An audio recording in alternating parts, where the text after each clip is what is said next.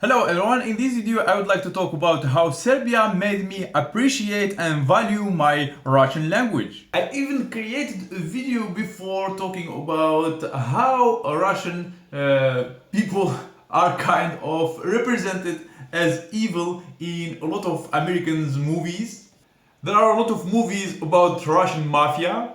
There are even jokes, even in stand-up comedy, there are jokes that if you speak like the Russian accent in US, so nobody will touch you, like to be saved. The same about some Russian movies, how they represent Americans as well. We understand that that's a kind of war between US and Soviet Union or US and Russia. That's of course because of the Cold War between them that never ended, by the way, and they keep blaming each other, and the world is divided between those who are pro-Russians and those who are pro-Americans.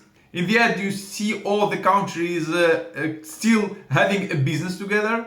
For example, even those who are in war, you hear that they have economic relationship and they are still in touch and they like buy from each other and pay. For example, I heard that Russia still pay Ukraine for the cables to pass the gas through Ukraine. So politicians keep in touch with each other and mostly citizens start fighting each other. And that was even before the situation with Ukraine. But even after that, a lot of people start boycotting Russian people, boycotting Russian language. And I am someone who is with a Russian mother and who noticed all this stuff during the years. I always loved the Russian language. I even know a lot of Russian songs that I like a lot.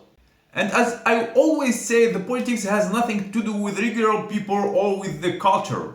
But thanks God, the countries I visited, all of them, they are not against the Russian language. For example, when we were in Dubai, they put a Russian song in the middle, like a big, nice place attraction, and a lot of people heard it, and we liked a lot that because all the hate we received after leaving Russia and even in Russia, so we kind of get satisfied of hearing in another country the Russian language, so they were okay with that. In Turkey also, when we spoke Russian, so they didn't care if you are from Russia or from Ukraine, you are just like a foreigner, and in Turkey they weren't also against Russians. When we went to Sri Lanka, because Sri Lanka, they also had a big war there between Tamil and Sinhala people, and they suffered a lot, and they said that Russia helped them a lot, and they have even a cultural center in Colombo, the capital, like a Russian cultural center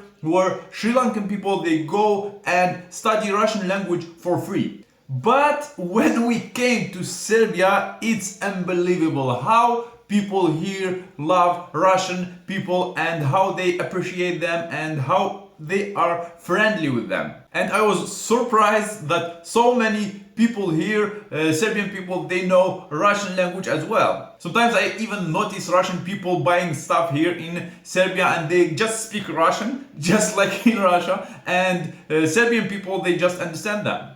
But there are still, in other countries, some people who are impacted by the narrative and somehow they avoid speaking with the Russians or avoid getting in touch with them. But in Serbia, it's the total opposite.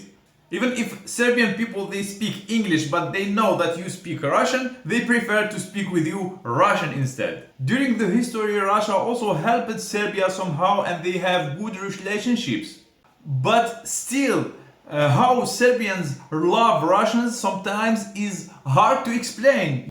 I don't even know like the reason, but they just love Russian language and the Russian people. And sometimes even I think that Serbian people love Russia more than Russians love Russia.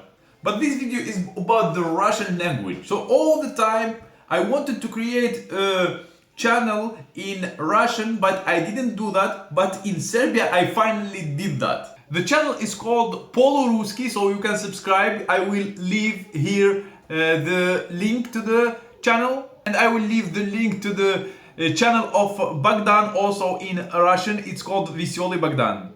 So Serbia pushed me somehow to express myself in Russian and to start getting in touch with the Russian audience in YouTube. And even my kid started his own channel and he's creating some videos. And just like a lot of people who are interested to Russia and Russian language in my community, I start being interested more and I start reading about this, I start watching videos about this, and I even started to hear the Russian music. It's a nice feeling when you love something. It's nice when you put the politics apart and you think just about the culture, you think just about the country, about the language, about the traditions, about people. Because mostly politics makes people hate each other. But the culture and the education and the communication just improve with all this stuff when you learn things, when you learn things with others, when you exchange languages, when you exchange the knowledge, and when you start understanding people themselves, the citizens, but not those who are in the top. Because there is a big difference between politicians and simple citizens. There is a big difference between what a country is doing as a country and what people inside it are doing, or how they are acting inside the country, or how they are acting in other countries, or how they are acting with other people. I think I said it all. I am really impressed and happy that I am in a country where they love the language that I love and they love my native people, Russians, just like my mother. After all, I am half Russian and I have Russian blood, and I will always love Russia and Russians. And the Russian language, of course. That's it about this video. Thank you for watching. See you in my next videos and bye.